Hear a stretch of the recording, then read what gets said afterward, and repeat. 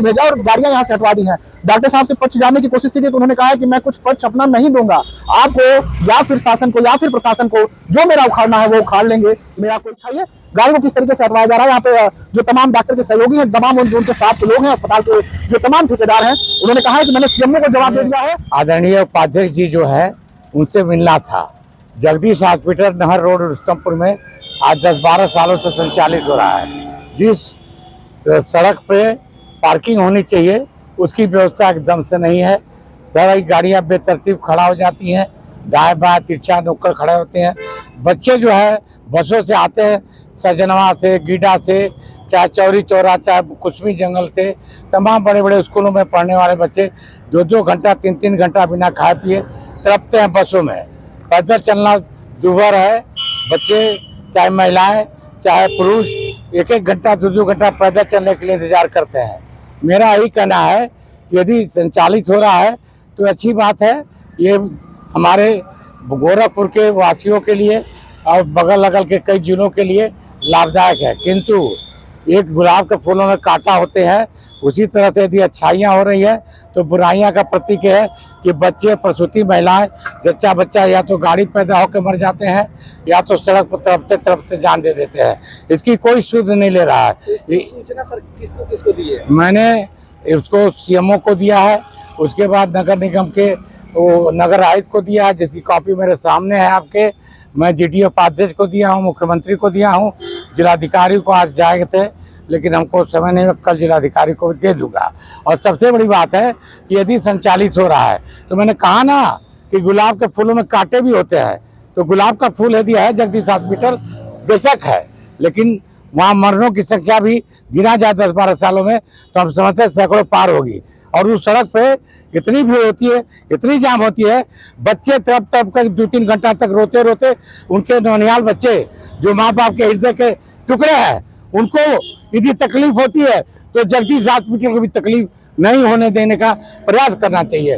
उनसे मैं आग्रह करता हूं, उनके संचालक महोदय से, वो भी आदरणीय हैं, बहुत लोगों का भलाई भी करते हैं, बहुतों का जान बचा है।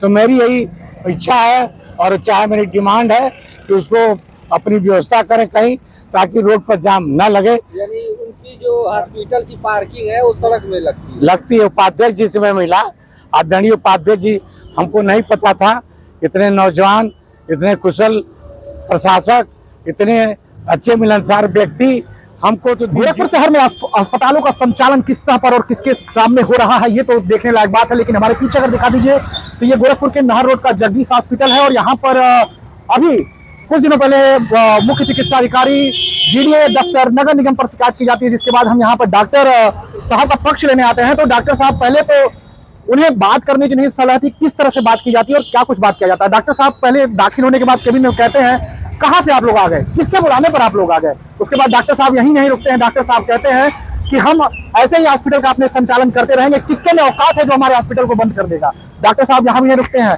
वो कहते हैं कि आप लोग जाइए, जो छापना हो छाप दीजिए और जिसकी भी दम हो, मेरे हॉस्पिटल का कोई कुछ नहीं बिगाड़ पाएगा। यानी डॉक्टर साहब यहाँ पर स्थानीय पुलिस को, स्थानीय प्रशासन को, स्वास्थ्य विभाग को और तो और अगर इस खबर को उत्तर प्रदेश के उप मुख्यमंत्री, स्वास्थ्य मंत्री ब्रजेश पाठक जी देख रहे हो तो जरा इस पर अमल करिएगा। अभी बीते दिनों आप उत्तर प्रदेश के तमाम जिलों में सरकारी डॉक्टरों पर तो एक्शन लिए थे, लेकिन ये पीछे जगदीश हॉस्पिटल एक बार जूम करके दिखा दीजिए। और साहब बाहर इनके पार्किंग तमाम गाड़ियां लगी है। डॉक्टर साहब ने कहा था कि पार्किंग की व्यवस्था है, लेकिन कितनी पार्किंग की व्यवस्था है इधर बाहर आगे दिखाइए। ये गाड़ी आगे खड़ी है और उधर भी तमाम उनकी गाड़ियां लगी थी। अभी कुछ देर पहले जब हम यहाँ से आए तो डॉक्टर ने अपने तमाम लोगों को भेजा और गाड़ियां यहाँ से हटवा दी हैं।